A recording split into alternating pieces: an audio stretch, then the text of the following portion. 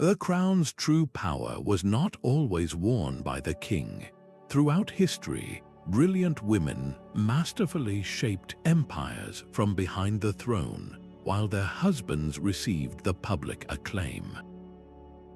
This journey will uncover the secrets of the rebel queens who ruled from the shadows, revealing the strategies they used to command immense authority in eras that officially denied it to them. By the end, your understanding of royal power will be completely transformed. How did a queen consort secretly control the most powerful man in the room? And what desperate risks did she take to protect her influence? What does true leadership look like to you when the title is not your own? This hidden system of power operated on a foundation of three essential pillars. The first was intimate proximity. A queen consort had unparalleled access to the king's private thoughts, his fears, and his ambitions, often long before his official advisors were even summoned. The second pillar was an extensive, independent network of allies and informants. While the king held court, the queen cultivated her own web of influence, connecting with foreign ambassadors, military commanders, and powerful nobles, gathering intelligence that frequently surpassed the king's own. The third and most crucial pillar was intellectual command. These women were often far better educated in statecraft, languages, and diplomacy than their husbands, allowing them to frame their own sophisticated strategies as the king's own brilliant ideas. The public performance was everything. In the throne room, she was the picture of supportive deference, her eyes lowered, her opinions offered only in a whisper. But behind closed doors, in the quiet of the royal chambers, she was the true architect, reviewing battle plans, drafting diplomatic responses, and deciding the fates of entire regions. Official proclamations would bear the king's seal, but the words and the strategy often flowed directly from her pen. To see this masterful balance in action, we need only look at one of history's most dramatic examples, a queen who saved a nation by ruling from the shadows. Eleanor of Aquitaine commanded a territory richer than the Kingdom of France itself. Her first marriage to King Louis VII began when she was just a teenager, yet she refused to be a silent consort. She accompanied him on the Second Crusade, not as a passive observer but as a leader in her own right, her own vassals following her banner. That marriage ultimately fractured, annulled under the pretext of consanguinity, but the real reason was likely her formidable will clashing with a king who could not contain her political ambition. Her spirit demanded a different kind of partner, and she found one in Henry Plantagenet, the dynamic and tempestuous future King Henry II of England. With Henry, she was a co-ruler in practice, not just in title. While he focused on consolidating his rule across England and Normandy, Eleanor personally governed her ancestral lands in Aquitaine. She held her own court, issued her own charters, and commanded the loyalty of her own subjects. This created a unique power structure, a partnership of two separate, powerful domains united by their marriage.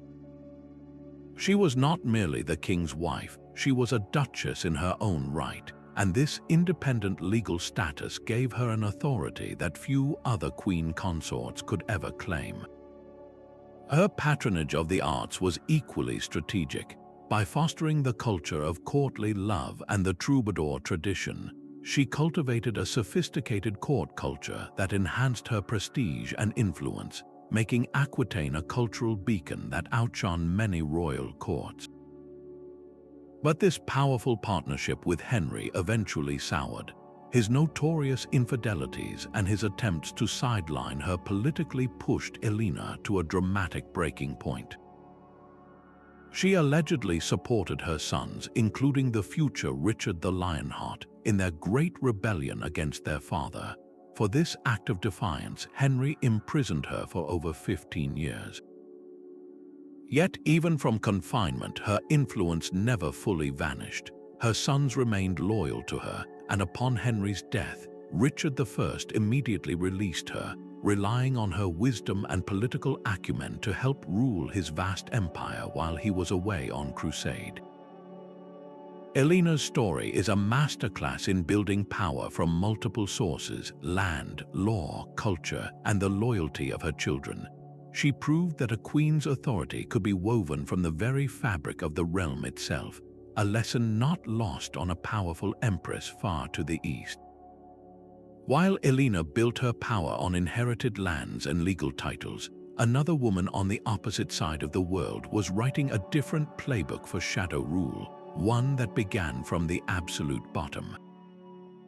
Her name was Zetian, and she started her life at court with no territory, no independent army, and no legal status beyond that of a low-ranking concubine to Emperor Taizong of the Tang Dynasty. The imperial harem was a gilded cage, a world of suffocating rules and deadly rivalries designed to keep women in their place. Yet Zetian saw it not as a prison, but as a chessboard. She understood that the key to power in this environment was not public defiance, but a deep, almost surgical mastery of the system's own mechanics. Her first move was to make herself indispensable through her intellect. While other concubines focused on beauty and art, she studied history, administration, and statecraft, making herself a valuable conversationalist and advisor to the emperor. This was her foothold. When Emperor Taizong died, tradition demanded that his childless concubines be sent to a convent, a fate that would erase them from the world of power completely. But Zetian engineered a stunning return. She caught the eye of the new emperor Gaozong, Taizong's son, and re-entered the harem as his concubine. From this precarious position, she began a methodical and ruthless campaign to secure her position. Rival consorts and empresses found themselves entangled in scandal or accused of crimes, all orchestrated from the shadows. She was not just eliminating competitors, she was clearing a path to the emperor's ear. Soon, she was his primary confidante. Her influence grew so profound that she began attending court sessions, seated behind a silk screen directly behind the throne. From this concealed position, she listened to every debate, every petition, and every military report, and she advised the emperor on every single one. For years, Emperor Gaozong and Zetian were effectively co-rulers. She drafted edicts, shaped policy, and commanded the respect and fear of the court's most powerful ministers. When Gaozong's health began to fail, her role only expanded. She moved from advisor to regent, governing the vast Tang Empire in all but name. Her authority was so complete that when Gaozong died, the transition of power was seamless, paving the way for her unprecedented move to claim the title of emperor herself. Zetian's story reveals a brutal truth. She did not break the system from the outside. Instead, she learned its rules better than anyone, turned its own tools to her advantage, and climbed its rigid hierarchy until she stood at its very pinnacle. Her path from concubine to sovereign shows that the most effective shadow rule sometimes involves mastering the very institution meant to suppress you. But what happens when a queen's power is so deeply hidden that history itself almost forgot her name, when her influence was woven not through official titles, but through the silent language of faith and symbols? A queen's most potent weapon was often not a decree, but an invitation. While kings waged war, queens waged a quieter, more enduring campaign of influence through art and alliances. They became the great patrons of their age, commissioning cathedrals that scraped the heavens, funding poets whose verses celebrated the realm's glory, and gathering philosophers who shaped the intellectual currents of the time.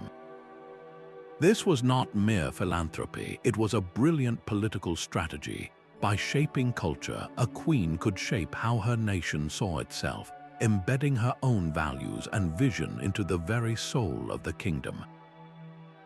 Her taste became the national style, her favored artists the creators of its enduring symbols.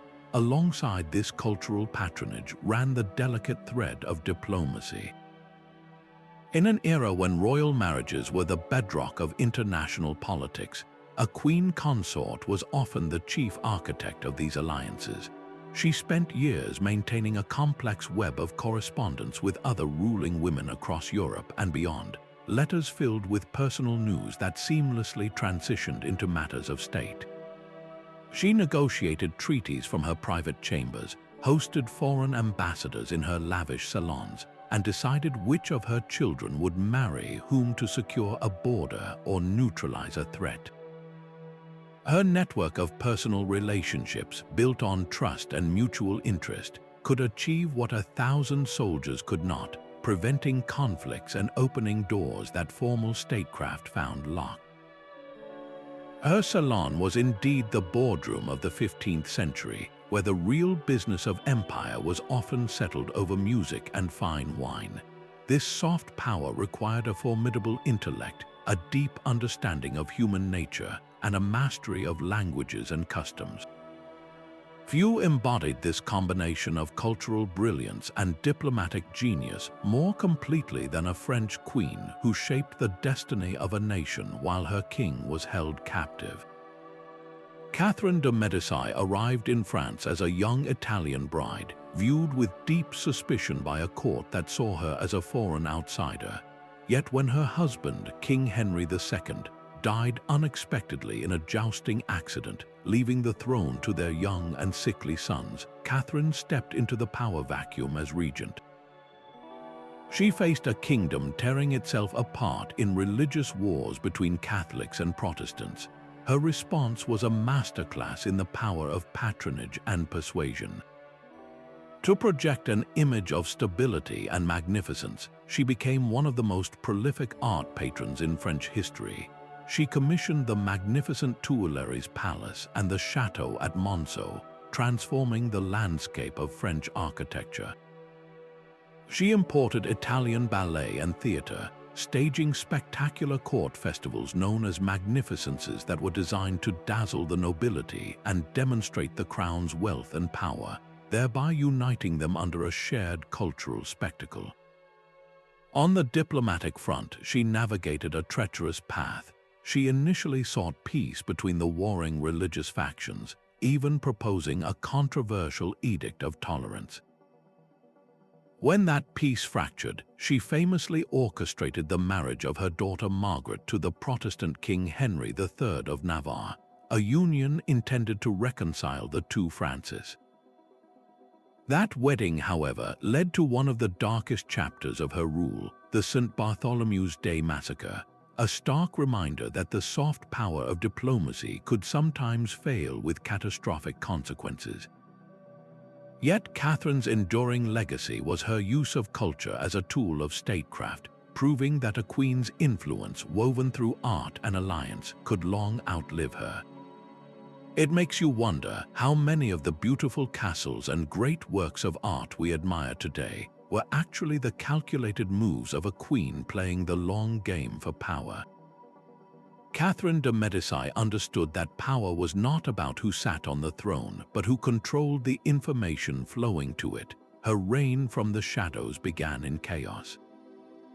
With her husband King Henry II dead and her young sons ascending to a throne threatened by violent religious wars between Catholics and Protestants, she faced a fractured kingdom on the brink of collapse. Her initial strategy was one of calculated balance, attempting to play the powerful noble families of Guise and Bourbon against each other to preserve the authority of the crown. But her true genius lay in the invisible web she spun across France. She cultivated a network of spies so extensive it reached into every noble household, every foreign embassy, and every rebellious city. A whispered conversation in a tavern, a letter intercepted on a country road, a disloyal comment made in a lover's confidence, all found their way back to the Queen Mother. This intelligence was her primary weapon, allowing her to anticipate plots, neutralize threats, and distribute fear and favor with surgical precision. Her infamous flying squadron, a group of beautiful and loyal ladies-in-waiting, were not just court ornaments. They were her most effective intelligence operatives, skilled in the art of extracting secrets from enamored courtiers and generals. This control over information meant she was never caught by surprise. She knew of conspiracies before the conspirators had even finalized their plans. Her political machinations were the ultimate expression of realpolitik, where the moral outcome was secondary to the preservation of state control. This cold logic reached its horrifying climax with the St. Bartholomew's Day massacre. Though the exact depth of her involvement is still debated by historians, the atrocity, which saw thousands of Protestants murdered in Paris and beyond, served to brutally eliminate a perceived threat to her family's rule. It was a stark, bloody lesson that the power she wielded from the shadows could unleash very public terror. Yet to only see the massacre is to miss the larger picture of her 3 decades of dominance. Her thousands of surviving letters reveal a ruler managing the minute details of statecraft, from military logistics and tax collection to international treaties and architectural projects. She drafted marriage alliances for her children as if moving pawns on a continental chessboard, each union designed to secure a border or weaken a rival. Catherine proved that the most enduring power was often the quietest. The throne itself might be occupied by a king, but the true ruler was the one who held the keys to the kingdom's secrets, the one who decided what the king would hear and when he would hear it. Her influence did not radiate from a crown, but from the silent, constant flow of information that she alone commanded. This hidden form of governance raises a profound question. How do we measure the true weight of a whispered word against a shouted command from the throne?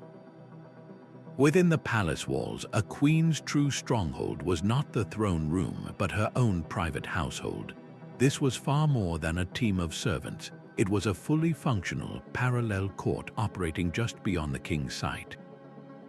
Her ladies-in-waiting were the cornerstone of this power structure. These were not random companions. They were carefully selected daughters and sisters from the most influential noble families in the land. An invitation to serve the queen was a tremendous honor, one that bound an entire noble house to her through loyalty and obligation.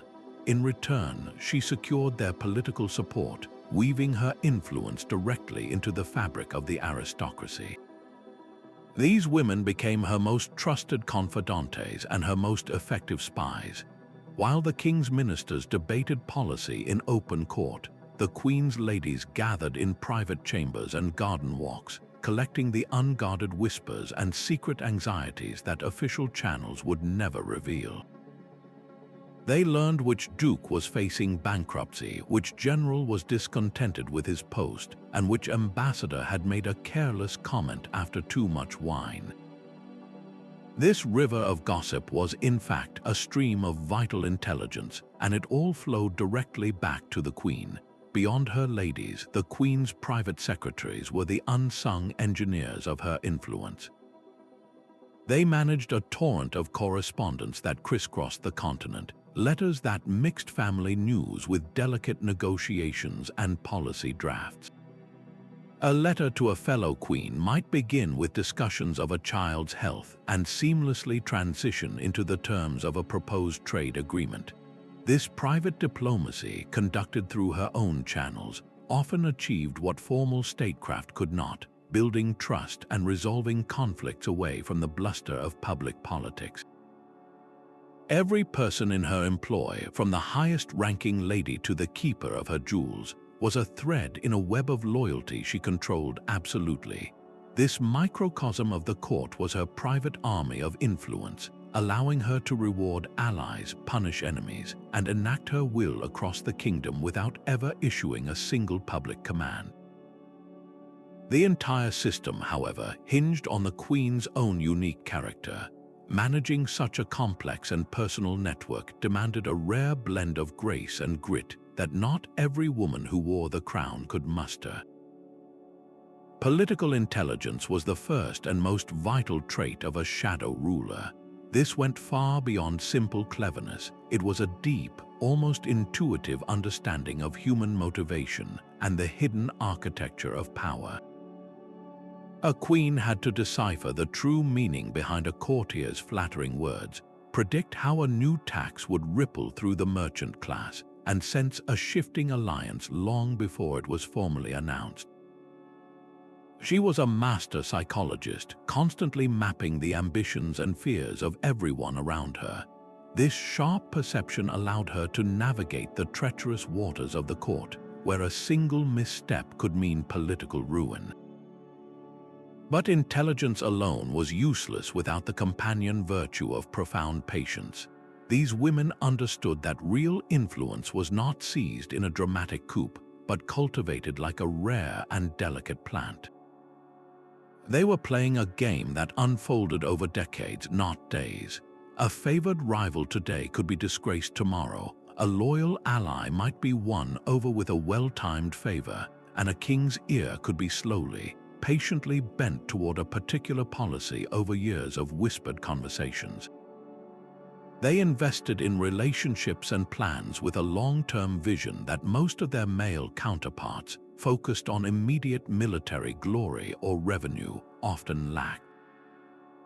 This patient strategy required a third, more chilling quality, a necessary emotional detachment. To protect their position, their children, or the stability of the realm itself, they often had to make brutally pragmatic choices. They might arrange a marriage that sent a beloved daughter to a foreign court, exile a once trusted friend, or quietly sanction the removal of a rival who threatened the crown's authority. Their decisions were not driven by malice, but by a cold calculus of statecraft, where the well-being of the kingdom sometimes outweighed individual happiness or mercy. This detached approach was supported by a formidable education. While kings were often trained primarily in warfare and hunting, queen consorts were frequently immersed in a much broader curriculum. They studied history to learn from the triumphs and failures of past rulers, mastered multiple languages to communicate with allies and read intelligence reports, and delved into philosophy and law to understand the principles of just governance. This intellectual foundation meant that when a king turned to his wife for counsel, he was not receiving a simple opinion. He was accessing a sophisticated mind trained in the art of rule. Her advice was grounded in knowledge, making it invaluable and difficult to dismiss. All of these traits were forged in the fires of immense resilience. Every day presented a new challenge, from the lethal politics of the birthing chamber, where producing an heir was a national event fraught with danger, to the constant, exhausting scrutiny of a court that watched her every move. She faced down rivals who sought to usurp her influence, managed the volatile ego of a royal husband, and endured periods of imprisonment or exile, all while maintaining the public facade of a serene and devoted consort. These women were the ultimate strategists, the chief executives of their own complex lives, leveraging every asset from their intellect to their influence to secure a legacy that often outshone the kings they stood beside. A queen's library was her private war room. In an age that frequently dismissed female intellect, these women weaponized their own education, turning knowledge into a formidable tool of governance. They did not wait for permission to learn. They built their own centers of scholarship. They commissioned the transcription of rare manuscripts, collected books on law and philosophy from across the known world, and established personal libraries that rivaled those of any university. This was not a quiet hobby. It was a strategic investment in their own political authority. By corresponding with philosophers, scientists, and theologians, they positioned themselves at the very heart of the intellectual currents of their time. A letter from a renowned thinker was not just a personal triumph, it was a piece of intelligence, a new line of argument, a fresh perspective on an old problem. This cultivated wisdom allowed them to sit in council with seasoned ministers and haughty ambassadors, and not merely hold their own, but often dominate the conversation. When a king's advisor proposed a risky military campaign, a learned queen could reference a similar campaign from ancient history that ended in disaster. When a trade dispute arose, she could debate the economic principles at stake. Her counsel, grounded in historical precedent and deep understanding, carried a weight that mere opinion could never achieve. It commanded a reluctant respect that temporarily silenced the prejudice against her gender. Her mind became her most reliable shield. This intellectual authority found its most potent expression in the salon, a gathering she hosted that blurred the line between a scholarly symposium and a cabinet meeting. In these elegant, curated spaces, poets, generals, diplomats, and artists mingled under her watchful eye. Here, policy was debated as freely as poetry, and alliances were forged over philosophical disagreements. She was the conductor of this symphony of minds, guiding the conversation, introducing key players, and absorbing every detail. The ideas born in her salon often became the official policy of the throne the very next day. But no issue tested a queen's hard-won knowledge more than the succession.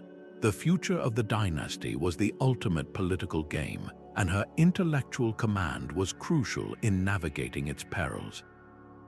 She used her understanding of law to defend her son's claim against rival factions. She deployed her diplomatic skills to negotiate the marriages that would secure the bloodline. Her deep study of history taught her the patterns of usurpation and the warning signs of rebellion. Every piece of knowledge, every philosophical insight, every historical analogy was brought to bear on this single, all-consuming goal, ensuring that the power she had helped build from the shadows would have a future long after she was gone. The birth of a son was not merely a personal triumph, it was a political masterstroke that secured a queen's future. Her entire existence at court now pivoted toward a single, all-consuming objective: grooming her boy for the throne and eliminating any obstacle in his path. This was the ultimate long game, a decades-long project where her influence could transition from the shadows behind a husband to the official authority of a regent for her son. The politics began in the royal nursery, a place of supposed innocence that was in reality a fortress of intrigue. The selection of a wet nurse was a deeply political act, choosing a woman whose family loyalty was beyond question. The tutors hired to educate the young prince were not just scholars, they were ideological architects installed by the queen to shape her son's mind and ensure his future policies aligned with her own vision. She monitored his every lesson, steered his friendships, and whispered the stories of his future greatness into his ear, building an unbreakable bond of trust and dependence. Her power reached its zenith if the king died while the heir was still a minor. As queen regent, she could finally rule in her own name, her signature carrying the full force of the crown. She commanded armies, signed treaties, and presided over councils, her authority now public and nearly absolute. But this period was also her most vulnerable. Rival nobles, resentful of a woman's power, would constantly test her, plotting to seize control of the young king or discredit her rule. Her response was a relentless campaign to secure his position. She would orchestrate his marriage to a princess from a powerful rival nation, transforming a potential enemy into a staunch ally through the union. She would systematically dismantle factions that challenged his right, using her network of spies to uncover plots and her influence to exile or imprison rivals. Her life's work was to ensure that when her son finally took the throne, he did so from a position of unshakable strength, and that he would forever remember the mother who built it for him. This deep, dynastic focus forced some queens to rule not just for their sons, but in place of their husbands, stepping into the light during the most perilous of circumstances, a king's absence. Isabella of Castile commanded her own armies and signed her own treaties.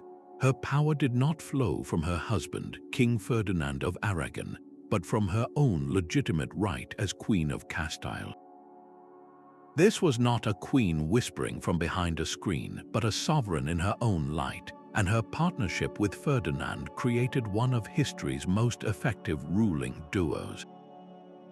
Their union was a merger of two powerful crowns, yet they maintained separate courts, separate administrations, and separate sources of revenue.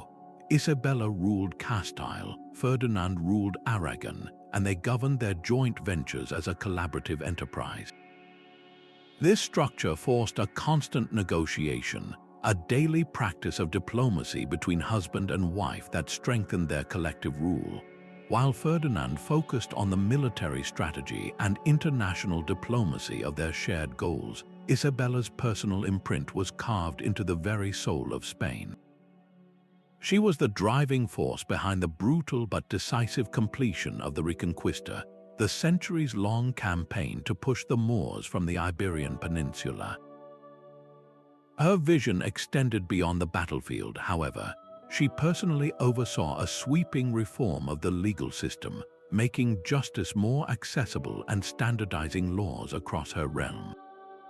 Her most famous and infamous project was the establishment of the Spanish Inquisition, a move aimed at enforcing religious unity, a goal she pursued with a fervor that was entirely her own. And it was Isabella alone, against the counsel of many of her advisors, who ultimately decided to sponsor Christopher Columbus's daring voyage across the Atlantic. That single decision, born of her own conviction, would reshape the world map and forge a global empire. Isabella's model reveals a profound truth about power behind the throne. The most formidable influence a queen could wield was sometimes not hidden at all, but legally enshrined and openly exercised. Her story challenges our very definition of shadow rule, showing that the ultimate authority could exist in a brilliant public partnership. So what became of these powerful legacies when the throne was not just shared, but entirely empty when the king was gone and his seat was waiting to be filled? A king's departure for war left a throne physically empty but politically charged. In that vacuum, a queen regent stepped forward, her authority no longer a matter of whispers but of official decree. This was her ultimate test, a temporary coronation by circumstance that demanded she prove her years of shadow governance were merely a rehearsal for the real performance. Appointed to rule in her husband's name, she now held the power to command armies, levy taxes, and administer justice across the realm. The treasury keys were in her hands, the royal seal was at her disposal, and the fate of the nation rested squarely on her shoulders. Consider Blanche of Castile, a queen whose two regencies for her young son, King Louis IX of France, became legendary. When her husband, Louis VIII, died unexpectedly, Blanche was left with a 12-year-old heir and a kingdom bristling with rebellious barons who saw a woman's rule as weakness. She faced them down with unshakable resolve, personally leading diplomatic efforts to dismantle their coalitions and, when necessary, raising armies to crush their insurrections. She negotiated a brilliant peace with England, secured the loyalty of the powerful Count of Champagne, and so skillfully managed the kingdom's finances that her son inherited a stable and prosperous realm. Her successful reign as regent did more than just preserve the crown for Louis. It earned her a reputation for such formidable statecraft that even after he came of age, he continued to seek her counsel on every major decision. The temporary power had become a permanent influence, fundamentally reshaping the relationship between mother and son, and between queen and court. Yet the threat of rebellion was the constant drumbeat of a regent's rule.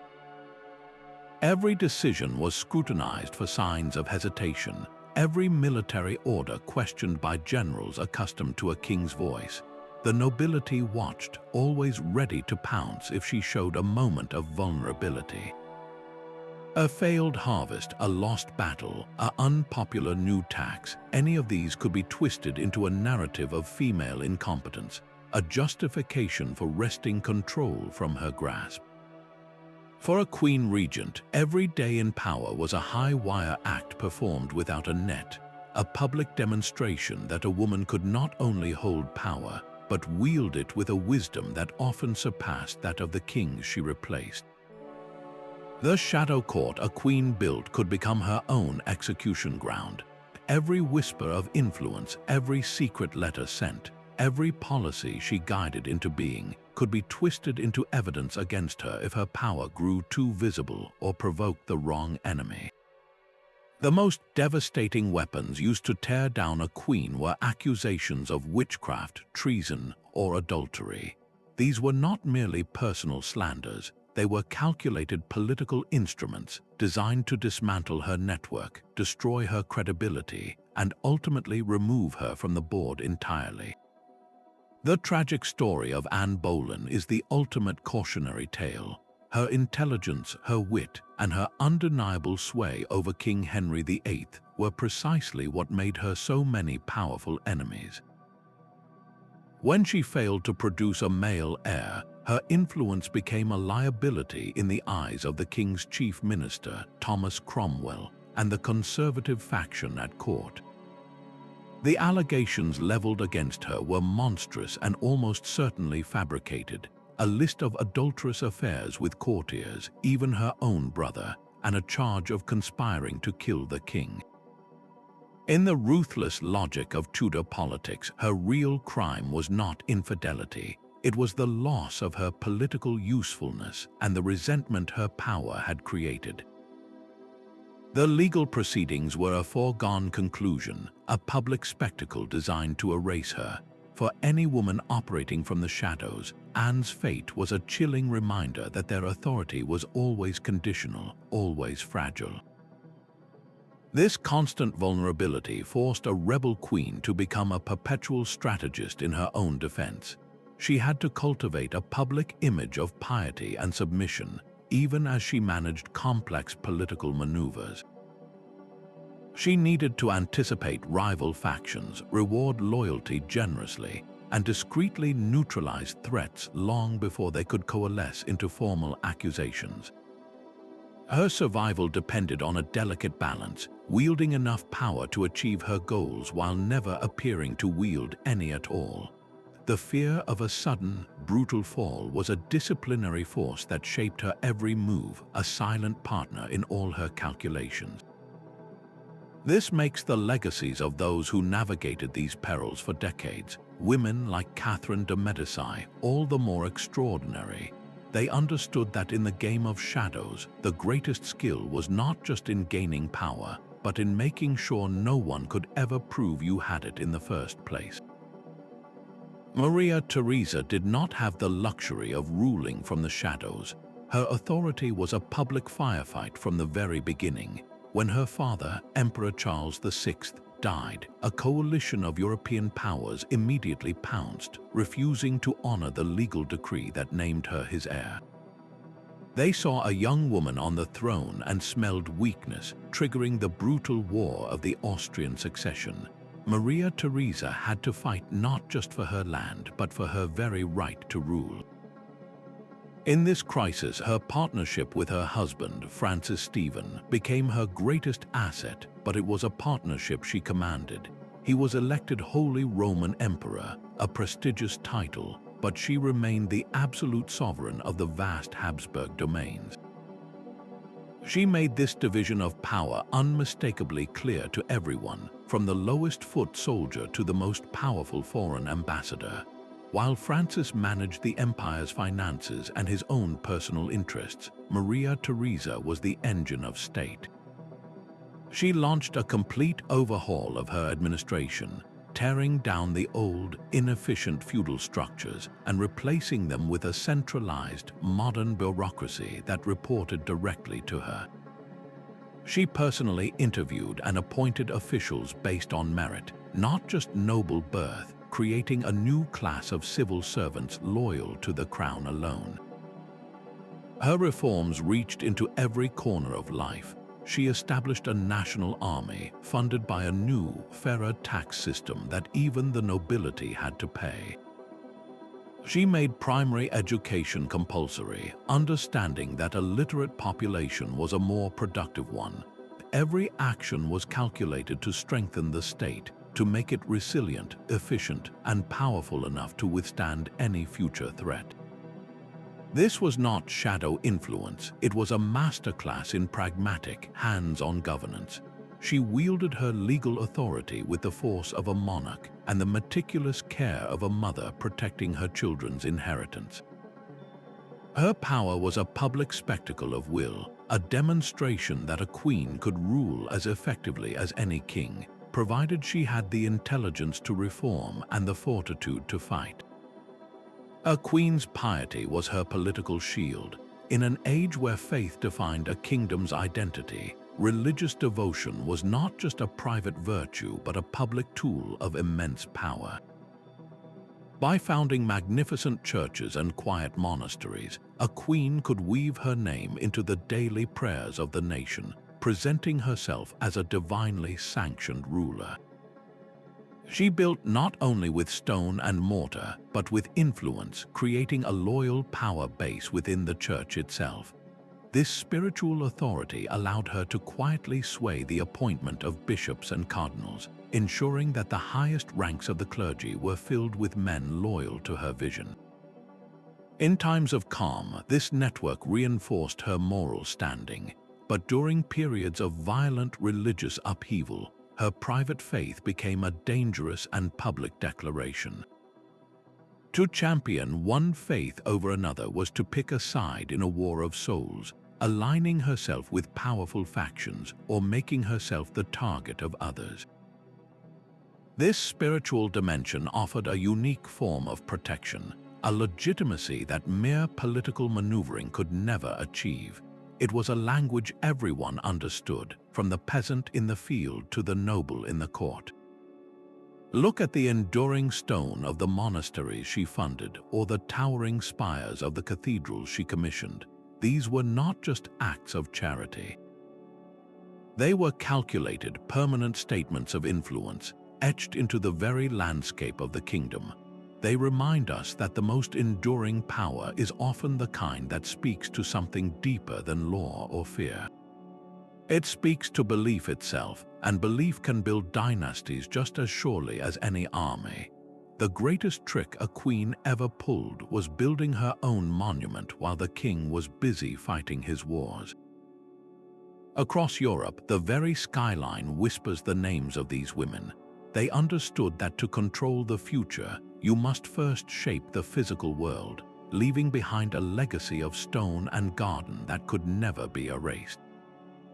Catherine II of Russia, known to history as Catherine the Great, did not merely rule from the Winter Palace. She rebuilt it, expanding its grandeur to reflect the immense power of her empire. But her vision extended far beyond a single residence. She commissioned the majestic Pavlovsk Palace and its vast English garden, creating a complex that was a veritable city of art and power. She filled these palaces with thousands of paintings and sculptures, founding the Hermitage Museum from her own prolific acquisitions. This was not a simple shopping spree. It was a deliberate project to position Russia as a center of European enlightenment and culture. Every column, every curated gallery was an argument made in marble and oil paint, a declaration that her reign was one of sophistication and unparalleled authority. These building campaigns were masterclasses in economic stimulus. A single palace project employed armies of stonemasons, carpenters, gilders, and gardeners, pouring wealth into the local economy and creating a web of dependency and loyalty that stretched from the highest noble to the humblest laborer. The queen, as patron, became the source of prosperity for thousands, binding their well-being directly to her own. She was not just building a palace, she was building a political base. The art she collected and the artists she supported did more than decorate walls. They defined entire cultural epochs, setting the aesthetic standard for the nation and broadcasting its refinement to rival courts. When we walk through the lavish halls of Schönbrunn Palace in Vienna, a project deeply shaped by Empress Maria Theresa, we are walking through her ambition. When we stroll through the gardens of the Louvre, we see the fingerprints of Catherine de' Medici's Italian influence. These women embedded their memory into the very bedrock of their nations, creating a proof of their influence so tangible, so permanent, that history itself has no choice but to remember them. Gold and land were the silent armies a queen commanded. While kings were celebrated for their conquests, these women understood that true, lasting power was built on a foundation of economic independence. A queen's wealth did not come from the royal treasury alone. It was her own personal empire, carefully managed and entirely separate from her husband's. This fortune began with her dower lands, territories granted to her upon marriage to provide for her should she become a widow. But a shrewd queen did not see these estates as mere insurance. She saw them as the bedrock of her political influence. She managed these lands with brilliant efficiency, maximizing their agricultural output, developing their mines, and fostering local industries. The revenue they generated flowed directly into her private coffers, not the king's.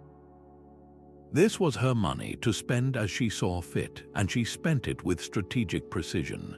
She funded her own lavish court, a parallel center of power that drew ambitious nobles and artists into her orbit. She paid her network of spies and informants, ensuring a constant stream of intelligence. She rewarded loyal allies with generous pensions and gifts, building a faction personally indebted to her. A king might command a man's loyalty through fear or duty, but a queen could purchase it outright, and that loyalty was often far more reliable. This financial power extended far beyond the castle walls and into the bustling ports and market squares of the realm. Many queens were not passive recipients of rent. They were active, engaged players in national and international trade. They granted royal charters to merchant guilds, giving them exclusive rights to trade in certain goods. In return, those merchants became her staunch supporters, a powerful new class whose prosperity was tied directly to her favor. She could grant monopolies on everything from salt to silk, creating lucrative streams of revenue for her allies and filling her own treasury with the taxes and fees these ventures generated. Some even invested their personal wealth in trading voyages, partnering with explorers and merchants to share in the profits from new trade routes. This economic activity did more than just make her rich. It made her indispensable to the economic health of the kingdom itself. She was a patron of commerce, a creator of jobs, and a stabilizer of markets. Her financial acumen could calm economic panics and fund public works that kept the populace content. The most potent leverage, however, came from her influence over the crown's own finances. Whether through official role or unofficial persuasion, a queen with economic intelligence could gain a powerful say in the royal treasury. She might personally manage the accounts for certain provinces or have a trusted agent in the finance ministry. This inside knowledge was a weapon. She knew when a war was draining the coffers, when a tax was failing to yield its expected revenue, or when a noble was on the verge of bankruptcy. With this information, she could intervene at the perfect moment. She could offer the king a loan from her own vast resources, securing his gratitude and his ear on future policy. She could advise against a costly military adventure, framing her argument not as opposition but as sound financial stewardship. A king reliant on his wife's wealth or her financial advice could seldom afford to ignore her counsel. Her power was no longer a matter of whispered suggestions. It was a matter of balanced ledgers and hard currency. A financially independent queen was a force unto herself, a ruler in all but name, because she held the one thing that every kingdom and every king ultimately needed: the keys to its own vault. A crown can feel heavier than any chain. For Queen Christina of Sweden, the weight was not in the gold and jewels, but in the relentless expectations that came with them. She was the sole heir to the warrior King Gustavus Adolphus, raised to rule a Protestant empire in the heat of the 30 Years' War, but her mind rebelled against the very role she was born to fulfill. Her court in Stockholm became something entirely unexpected, a vibrant hub of philosophers, scientists, and artists. She turned her palace from a center of military strategy into a university, surrounding herself with the greatest thinkers of the age. Her most famous correspondence was with the French philosopher René Descartes, whom she personally invited to Sweden. The story goes that the harsh Scandinavian winter and the demanding schedule of early morning lessons with the Queen in her icy library contributed to his death from pneumonia. This tragic detail underscores a profound truth. Christina's thirst for knowledge was not a polite hobby. It was an all-consuming passion that reshaped her entire world and defied the conventions of her station. Her intellectual rebellion was a direct challenge to the model of a martial, Lutheran monarch. She found the formalities of court life stifling and saw the institution of marriage not as an alliance but as a cage. She famously declared she would never marry, viewing a husband as a governor who would inevitably limit her autonomy and control her destiny. This was an almost unthinkable stance for a queen whose primary duty was to secure the succession. Her refusal was a calculated act of defiance, a claim to sovereignty over her own body and mind that was more radical than any political maneuver. This internal struggle culminated in her most shocking decision. After just a decade on the throne, the queen who had everything willingly gave it all away. She abdicated, converting to Catholicism and leaving Sweden forever. To her Protestant nation, this was an unspeakable betrayal. To Christina, it was the ultimate expression of personal freedom. She traded a kingdom for the liberty to think, to believe, and to live as she chose. Her power was not in ruling others, but in mastering herself. In a world where rebel queens fought to control a throne, Christina's rebellion was to declare that the greatest throne of all was the sovereignty of the self. Her choice forces us to ask a difficult question: what is true power? Is it the authority to command nations, or the courage to walk away from them in pursuit of your own truth? A queen's portrait was never just a painting. It was a carefully scripted manifesto in oils and gold leaf. These women were masters of their own myth, architects of a public image designed to command respect and silence their critics. Every brushstroke was a political decision. A string of pearls was not mere jewelry, but a symbol of purity. A loyal dog at her feet spoke of fidelity. A map or a globe in the background boldly declared her command over lands and seas. They understood that in a world where many of their subjects would never see them in person, this controlled image was their primary voice. It had to be perfect, powerful, and utterly convincing. Beyond the silent eloquence of portraiture, they harnessed the persuasive power of the written word. They commissioned poets to write verses that celebrated their wisdom and virtue, turning courtly flattery into a form of mass communication. Official court chroniclers, often on the Queen's own payroll, would record history with a favorable slant, ensuring that their actions were portrayed as just, necessary, and blessed by divine providence. This was not vanity, it was vital statecraft. For a woman operating in a man's world, this crafted narrative was a shield against the constant whispers of illegitimacy and the poisonous rumors spread by rival factions. To further solidify this divine right to rule, they would often align themselves with powerful goddesses from classical mythology. A queen known for her sharp intellect and strategic mind might be portrayed as Minerva, the Roman goddess of wisdom and strategic warfare. Another, celebrated for her chastity or her independence, might be associated with Diana, the virgin huntress. This was a brilliant rhetorical trick, linking their own mortal authority to timeless supernatural power. It elevated them above the petty politics of the court and framed their rule as part of a natural, even celestial, order. The grandest palaces and the most lavish public festivals were all part of this same theatrical production of power. When a queen processed through the streets, her gown glittering, her carriage drawn by pristine white horses, she was not just traveling from one place to another. She was performing queenship, creating a living, breathing portrait of magnificence that her people would remember and discuss for years. This relentless management of her public persona was a full-time occupation, as demanding as any council meeting.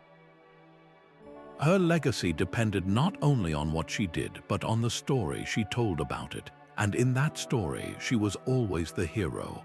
While a queen in Europe managed her estates, an empress in India was issuing commands that shaped an entire subcontinent.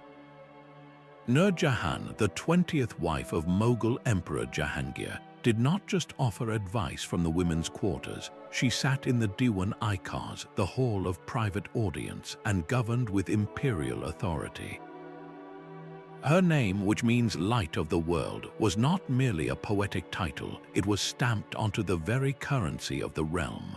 Coins were minted bearing her inscription, a privilege almost unheard of for a Mughal empress, transforming her into a tangible, daily presence in the lives of millions. These coins were more than money, they were tiny, metallic proclamations of her sovereign power. Her official decrees, known as firmans, carried the full force of law, directing provincial governors, settling legal disputes, and regulating the sprawling imperial economy. She held a monopoly on the highly lucrative trade of indigo and spices, controlling the flow of these precious goods from the royal ports. This was not a queen whispering suggestions. This was an empress commanding an empire's commerce. Her influence was architecturally etched into the landscape as well. She designed the famous gardens of Kashmir, creating terraced paradises of flowing water and fragrant blooms that were living symbols of a refined and orderly reign. But her authority extended even onto the battlefield. When a rebellious nobleman kidnapped her husband, it was Nur Jahan who personally led a contingent of troops to rescue him, demonstrating a martial courage that stunned the court and solidified her reputation as the empire's true protector. This extraordinary power was possible because of Jahangir's steep decline. Plagued by illness and a crippling addiction to alcohol and opium, the emperor increasingly withdrew from the burdens of governance. Into this vacuum of power, Nur Jahan stepped with decisive capability. She did not rule alone. Her family formed the very backbone of her administration. Her father served as the empire's chief minister, her brother as a senior military commander, and her niece was married to Jahangir's son, Prince Khurram, creating a web of loyalty that placed the levers of the state firmly in her hands. For nearly 15 years, she was the de facto sovereign of one of the world's wealthiest and most powerful empires. Nur Jahan's story shatters the idea that the shadow ruler was a uniquely European phenomenon. Here, in the heart of Mughal India, a woman mastered the same essential pillars of power: intimate proximity to a weakened ruler, a loyal network of key allies, and an unmatched intellectual command of statecraft. Her reign proves that the desire and the capacity for women to govern from beside the throne was a universal force, a recurring pattern wherever crowns were worn and empires were built. But the shadow that concealed a queen's power could also become her prison. For every woman who mastered the art of influence, there were those who saw their carefully constructed worlds crumble overnight. The downfall of a rebel queen was rarely a quiet affair. It was a public spectacle, a brutal dismantling of everything she had built. The very mechanisms of her power were turned against her. Her private network of informants was exposed and severed. Her trusted ladies-in-waiting were dismissed or arrested. Her control over the king's affections was shattered by a younger, more politically advantageous rival. The wealth she had so carefully accumulated could be confiscated with a single royal decree, leaving her destitute and isolated. The consequences were as final as they were severe. Exile was a common fate, a forced march to a distant convent or a foreign court where she would live out her days in obscurity, her voice silenced forever. Imprisonment was worse, a gilded cage within her own kingdom, cut off from the flow of information and the levers of control. And for the most unfortunate, the ultimate price was exacted. The executioner's blade did not discriminate between a king and a queen who had dared to rule like one. Perhaps the most profound cruelty was the loss of her children. A queen's ultimate political project, her heirs, could be taken from her and placed under the control of her enemies, who would then poison the young minds against their own mother. To study these failures is to understand the brutal limits of influence. A queen's authority, no matter how skillfully wielded, existed in a precarious space. It was power without portfolio, influence without official sanction. It thrived on the king's favor and could be extinguished the moment that favor waned. This constitutional vacuum made her perpetually vulnerable. The very shadow that gave her power also provided deniability for those who sought to destroy her. A rival noble could orchestrate her fall, and the king could conveniently look the other way, claiming he had been misled or bewitched. This constant, looming risk demanded more than just intelligence. It required a masterful and relentless dedication to alliance building. A queen could not afford to stand alone. Her survival depended on a web of obligations so strong that her enemies would think twice before pulling a single thread. She had to bind the most powerful families to her through marriage, debt, and shared interest, creating a coalition so formidable that to move against her was to move against the very stability of the realm itself. A royal marriage was a declaration of war conducted with a wedding veil. While kings fought with armies, queens waged peace with matrimony, turning their own children into the most valuable pieces on the continental chessboard. A single, well-negotiated betrothal could achieve what a decade of bloody conflict could not, absorbing a rival kingdom through inheritance or neutralizing a hostile border with a bond of kinship. The queen was the master strategist of this silent conquest. She spent years cultivating her network of correspondence with other ruling women, learning which prince was of age, which duchy was seeking an alliance, and which heiress controlled a fortune that could fill the royal coffers. Her intimate understanding of courtly personalities, gained from her ladies-in-waiting and ambassadors, allowed her to broker matches that were not just politically sound, but personally viable, increasing the chances of a fruitful and stable union. She was building an empire of relatives. By placing her daughter as the queen of a neighboring power, she installed a permanent, loyal agent in the very heart of a rival court. That daughter would send coded letters, advocate for her mother's interests, and provide a direct line of intelligence that no spy could ever match. Similarly, marrying her son to a foreign princess with a vast territorial inheritance could double the size of his future kingdom overnight. These were not acts of cold-hearted calculation alone, though they required a certain detachment. They were acts of profound statecraft. Each marriage was a thread woven into a vast international safety net.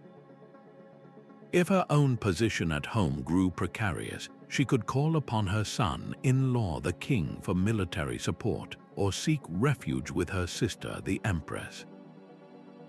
This web of alliances was her ultimate insurance policy and her most enduring legacy. Long after her whispers in the council chamber had faded, the dynastic bonds she forged would continue to shape the map of Europe for generations. Her true monument was not made of stone but of blood and vows. A queen's most private thoughts were her ultimate political tool. We can hear her voice most clearly not in a throne room proclamation, but in the thousands of personal letters she left behind. These documents, often written in her own hand and sealed with her personal cipher, are a direct wire into the mind of a shadow ruler. They are the unedited record of her power in motion. In a single day's correspondence, she might dictate a letter to a foreign ambassador, subtly threatening economic sanctions if his king did not alter his course. She would then write to a military commander on a distant front, requesting a detailed report on troop morale and supply lines. Another message would go to a trusted bishop, inquiring about the loyalty of a local noble. And finally, a deeply personal note would be sent to her sister, a queen in another land, confessing her fears for her son's health and the stability of the realm. This torrent of communication was not the occasional interference of a bored consort. It was the daily, grinding work of a chief executive. Her letters prove that her governance was continuous, meticulous, and absolutely essential to the functioning of the state. Official chronicles might record a king's decision to go to war, but the Queen's private letters reveal the months of diplomatic maneuvering, intelligence gathering, and financial planning that made that war possible, all orchestrated from her writing desk. Historians who decode these letters are often forced to rewrite history. The official record, crafted by court chroniclers to glorify the king, frequently attributes all agency and wisdom to him. But the Queen's correspondence tells a different story. It shows her drafting the very arguments the king would use in council, her pen shaping the policies that would bear his name. A letter complaining about a king's indecision or correcting a factual error in his understanding of a treaty reveals where the real intellectual command resided. This literary legacy brings us to the final, reflective years of a queen's influence, when the accumulation of all this secret work faced its ultimate test. A husband's death did not erase a queen's authority, it simply transformed it. Stepping from the role of queen consort into the position of queen dowager was one of the most delicate political maneuvers of her life. She was no longer the king's wife, but the king's mother, and that shift in title carried both risk and remarkable opportunity. With the new monarch, often her own son, occupying the throne, her influence had to become more formal, more advisory, yet it could be just as potent. Her value now lay in her unparalleled experience and her vast, weathered network of allies. She possessed the institutional memory that a young king lacked, knowing every secret clause in old treaties, every hidden grudge among the nobility, and every financial trick that had saved the crown in the past. Catherine de' Medici exemplified this twilight power. Even after her last son took the throne, she remained the dominant force in French politics for years, her counsel steeped in the hard lessons of religious war and court intrigue. This phase could offer a unique kind of freedom, liberated from the constant pressure to produce an heir and secure her position through beauty and charm. She could finally speak with the blunt wisdom of a lifetime spent at the center of power. Her voice, once a whisper behind a screen, could now ring with authority in council meetings, but this role required immense finesse. She had to guide without appearing to command, to advise without provoking resentment in a son eager to prove his own sovereignty.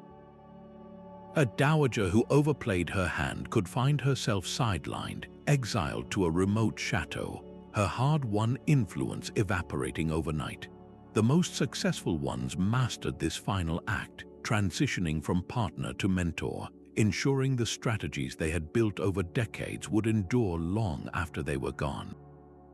Their enduring impact proves that the most profound power is not always about who wears the crown, but who remembers how it was won.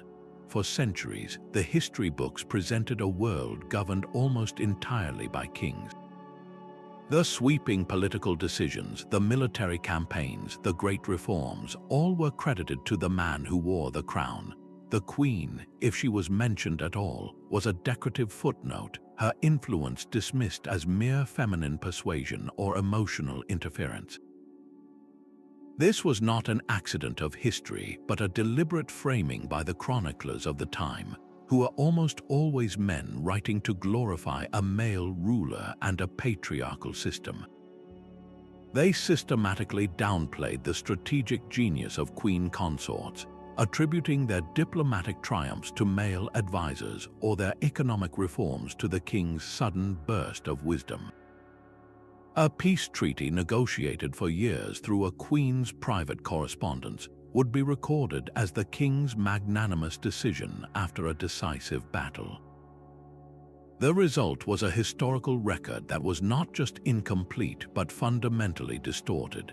The true mechanics of power remained hidden in plain sight. The revision happening today is a forensic process. Scholars are returning to the archives, but they are no longer just reading the official chronicles. They are piecing together the story from the margins, from the thousands of personal letters, the household account books that show the Queen's personal funds financing state projects, and the diplomatic dispatches where ambassadors report back that real authority lies not with the king, but with the woman standing beside him. These documents are covered in the fingerprints of female influence, a draft of a proclamation in a queen's distinct handwriting, a secret clause in a treaty that mirrors the terms she discussed in a letter to her sister, the sudden appointment of an official who just happened to be a client of her most trusted lady-in-waiting. Each of these fragments is a clue that, when assembled, reveals a completely different power structure. This is not about simply inserting women back into the historical narrative to make it more inclusive. It is about correcting our entire understanding of how pre-modern states actually functioned. The myth of the absolute monarch, the singular male genius commanding his realm with unquestioned authority, begins to crumble. In its place, we see a much more complex and collaborative model of governance, a constant, intricate dance between public and private, between the throne and the shadow court. The king may have been the head of state, but the queen was often the beating heart of the administration. This revised perspective does not diminish the kings, but it does humanize them. It shows us that even the most powerful men relied on partners, that the burdens of empire were too great for one person to bear alone. By finally acknowledging the full picture, we do not just recover lost stories, we rewrite the very definition of leadership itself. The rebel queens who ruled from the shadows were not exceptions to history's rule. They were integral architects of it. Their power was not a deviation from the natural order of things, but a fundamental part of how kingdoms and empires actually functioned. By mastering the arts of intelligence, resilience, and strategy, they navigated a world designed to limit them and emerged as central figures in shaping laws, cultures, and the very borders of nations. Their legacies are etched into our legal systems, our artistic heritage, and our maps. These women teach us a profound lesson about the nature of leadership itself. True influence is not solely measured by an official title or a crown worn in public. It is measured by the ability to shape events, to guide decisions, and to leave a permanent mark on the world from whatever position you hold. By looking beyond the throne, by peering into the quiet council chambers and reading the personal letters, we discover a history that is infinitely richer and more complex. This is a history where women were not passive spectators, but active, powerful participants in the grand and relentless drama of statecraft. Let their cunning and their courage inspire you to look deeper into all the stories we think we already know. If these hidden histories of power have captivated you, consider subscribing for more deep dives into the forgotten figures who shaped our world. And we would love to hear from you. Which of these rebel queens left the most lasting impression on you? Share your favorite in the comments below.